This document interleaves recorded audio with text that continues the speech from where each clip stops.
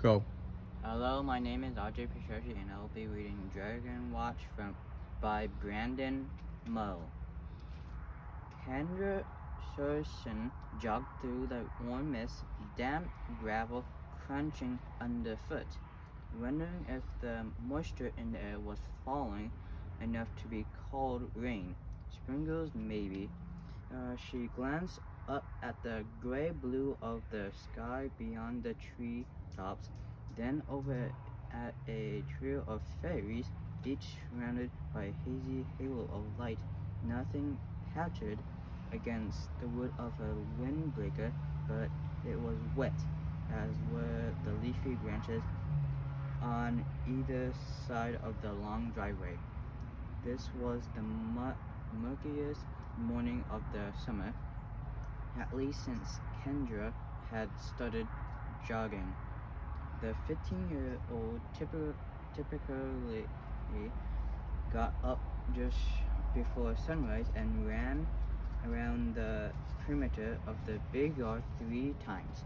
Each lap included running up the driveway to the gate and back. Any larger route would either take her beyond the boundaries of Fable Heaven, exposing her to threats from outside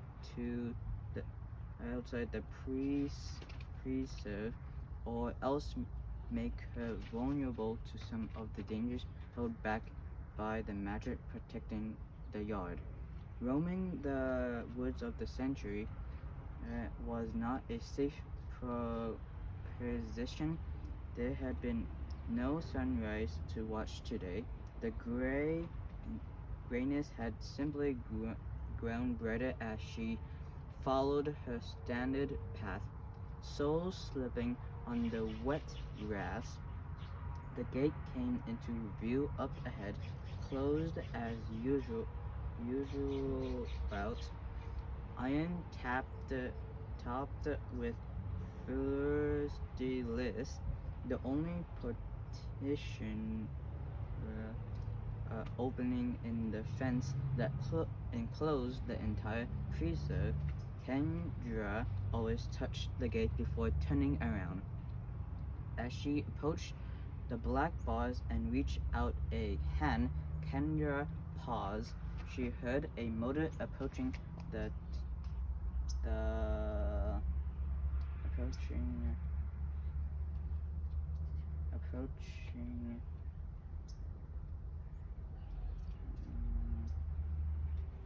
approaching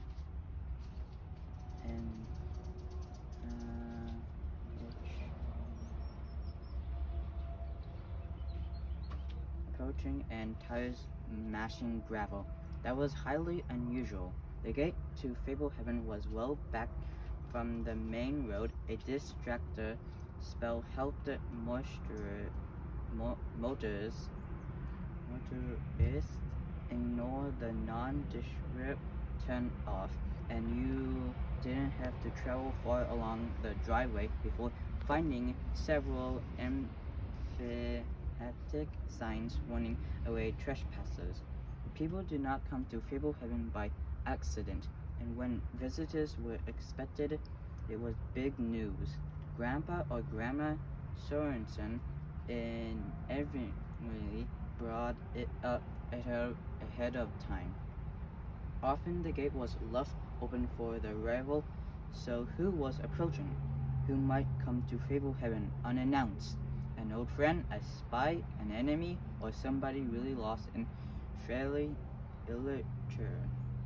In case the visitor was an enemy, Kendra hurried off the driveway, withdrawing into the trees and crouching behind some shrubs.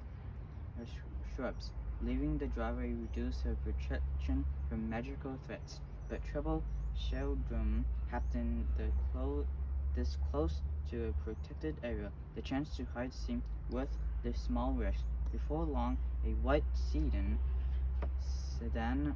pulled into the view and parked just outside the gate. Thank you. Thank you, and that's part 1.